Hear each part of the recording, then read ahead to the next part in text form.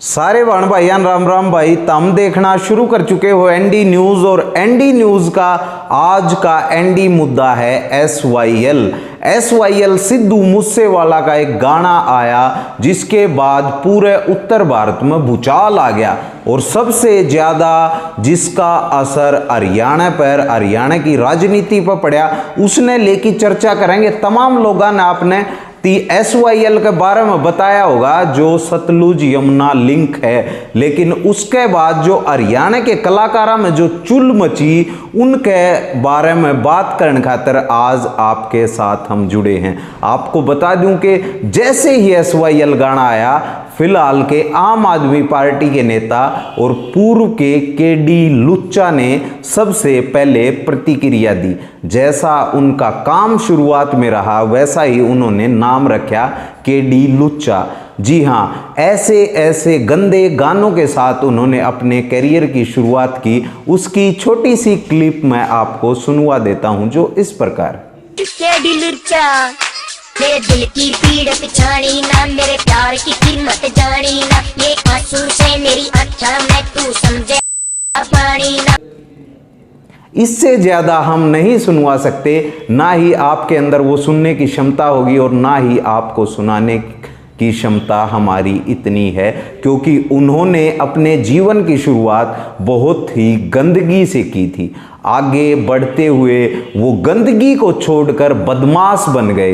बदमाश उन्होंने जैसे ही बदमाश बने तो बदमाशी शुरू की, जिसके बाद वहाँ भी उनकी दाल उस प्रकार से नहीं गली तो उन्होंने राजनीति में हाथ पांव मारना शुरू किया और सबसे पहले नरेंद्र मोदी को देश का महामानव बताया। महामानव बताते हुए उनकी ये क्लिप भी छोटी सी आपको सुन लेनी चाहिए। इस देश के सच्चे सेवक, भारत मां के सच्चे सपूत, सबके दिल में एक ही नाम, भाई नरेंद्र मोदी। बच्चा बच्चा करे पुकार, मोदी हो पीएम अब की बार।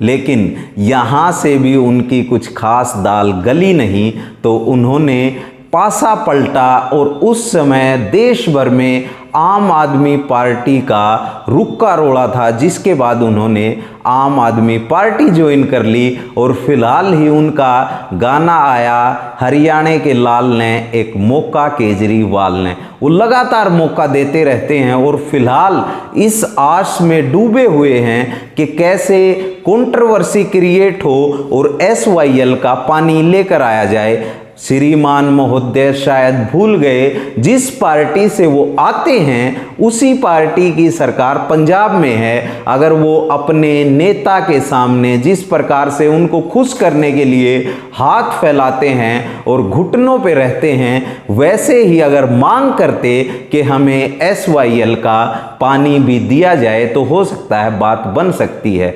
और सिंगरों से विशेष तौर पर मैं कहना चाहता हूं, जो कलंकार हैं, माफ कीजिए, जो कलाकार हैं, एक और कलाकार हैं जो जैसे ही सिद्धू मूसेवाला ने 3 दिन पहले एसवाईएल के पानी पर रोक लगाई और उन्होंने तुरंत फुर्ती दिखाते हुए एसवाईएल के पानी को लाने के लिए कूद पड़े और फिलहाल वो पानी में गोते मार रहे हैं। सिद्धू मूसेवाला के बारे में मैं ये कहना चाहूँगा कि ये जो जितने कलाकार बोल रहे हैं, जिन्होंने महिलाओं के बारे में इतने गंदे गंदे गाने गाए हैं जो आप घर परिवार और समाज के साथ सुन भी नहीं सकते, वो सिद्धू मूसेवाला का विरोध कर रहे हैं। और ये विरोध तब कर रहे हैं जब वो इस दुनिया से जा चुके हैं। हालांकि एसवाईएल गाने को कंट्रोवर्सी के बाद सरकार ने आरोप लगाया कि ये जो सिंगों की बंदी को छुड़ाने की बात कह रहा है, ये खालिस्तान का समर्थन करती हैं बातें, तो गाने को यूट्यूब से भी डिलीट कर दिया गया।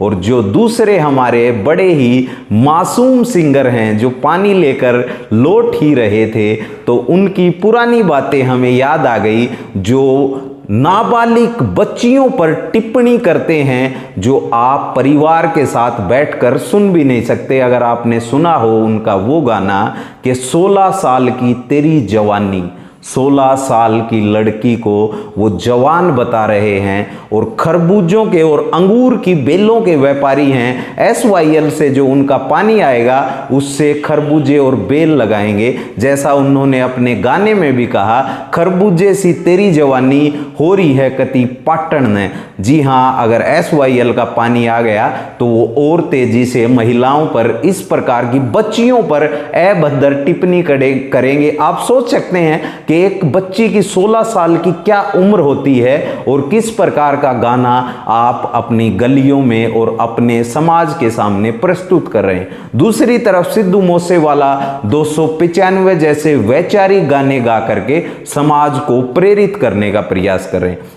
एक और उनका गाना है, वो बता दूं मैं, जो हमारे महान सिंगर हैं जो पानी मारते रहते हैं, मतलब पानी लाते रहते हैं, आप समझ ही गए होंगे जिन्होंने अभी अभी पानी लाने की शुरुआत की है। एक गाना उनका आया था जिसमें वो कह रहे थे कि तेरी जवानी पाक्या पड़या अंगूर बेलते टूटन न हो रहा। मतलब महिलाओं की जवानी का कंपैरिजन वो एक ऐसी चीज के साथ कर रहे हैं। हमारे गुटखा छाप कलाकार जो सोसाइटी के नाम पर धब्बा हैं, वो अब अपनी इज्जत बचाने के लिए इस प्रकार की कंट्रोवर्सी क्रिएट करना चाहते हैं और सस्ती हाइप के बड़े लोकप्रिय हैं। पसंद है उन्हें सस्ती हाइप और सस्ती पॉपुलैरिटी, कि किसी को गालियां दे करके किस प्रकार से पॉपुलैरिटी पाई जाती है, उनसे बेहतर ये कोई नहीं जानता। और जब समाज की वाकई में बात आती है, जब समाज का कोई आंदोलन होता है, तो उनके मुंह में दही जम जाती है।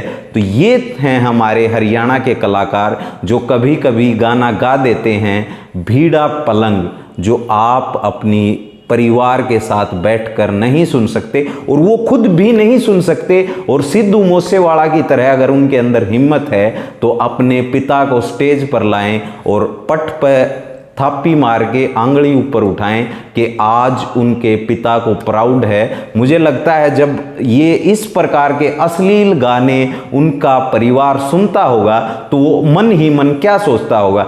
ऐसे सिंगरों से भी समाज को बचाना है, क्योंकि इन्हें सिर्फ अपनी कमाई से मतलब होता है। सोसाइटी में क्या मैसेज आए कोई मतलब नहीं होता।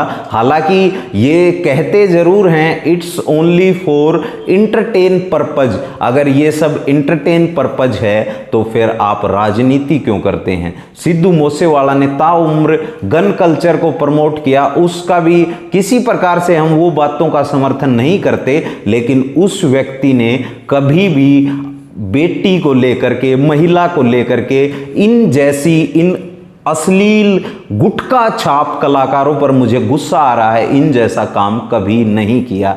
और आगे भी और भी कलाकार हैं जिनके बारे में हम बताएंगे कि कैसे इन्होंने अपनी कलाकारी में अश्लीलता फैलाई है और समाज के एक तबके को 50% महिलाएं जो क्या सोचती होंगी जब ये गाने सुनती होंगी।